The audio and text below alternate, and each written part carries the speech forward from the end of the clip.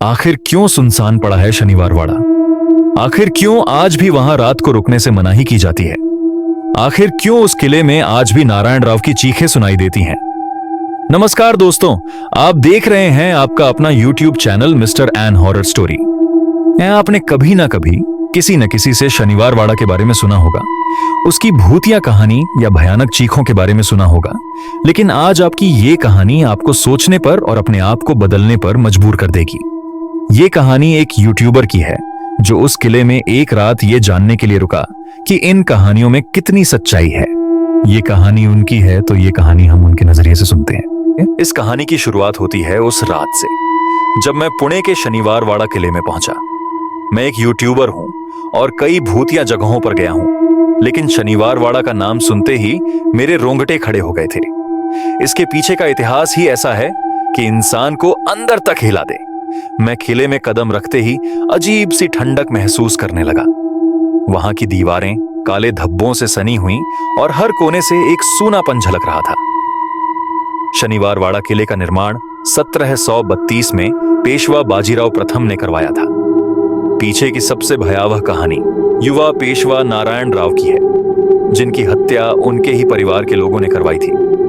कहा जाता है कि नारायण राव के चाचा रघुनाथ राव और उनकी पत्नी आनंदी बाई ने उनके खिलाफ साजिश रची और उनकी हत्या करवा दी। मरते वक्त नारायण राव ने किले में इतनी जोर से चीखा था कि उसकी चीखें दीवारों में गूंज उठी थी।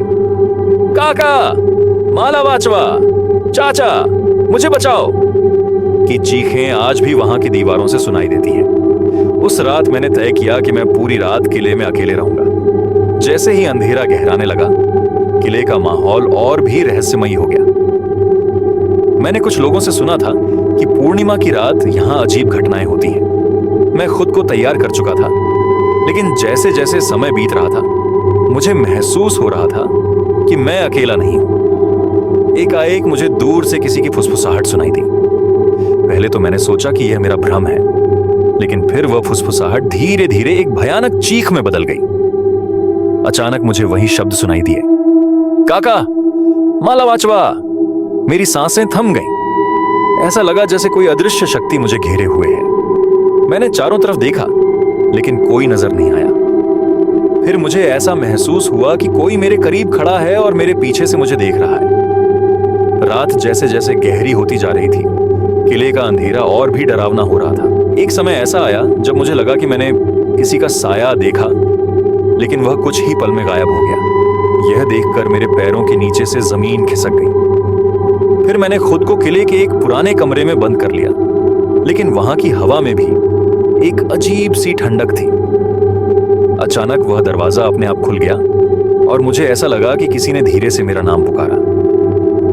कुछ साल पहले एक और यूट्यूबर ने वहां रात बिताई थी और वापस लौटकर बताया था कि किले में उन्हें एक छोटी बच्ची का साया दिखा।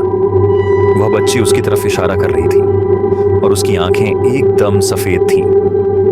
जब यूट्यूबर ने वापस देखा तो वह बच्ची गायब हो चुकी थी। सुबह होने तक मैंने किले की बहुत सी अजीब घटनाओं का सामना किया। मैं मानता था कि भूत प्रेत केवल कहानियों में होते हैं, लेकिन शनिवार वाड़ा की इस रात ने मेरी सोच बदल दी। जब मैंने किले से बाहर कदम रखा तो ऐसा लगा जैसे किसी ने मुझे वापस बुलाया हो। कहते हैं इस किले में आने वाले कई लोग ऐसी घटनाओं का सामना करते हैं, लेकिन इसके पीछे का रहस्य अभी तक अनसुलझा है।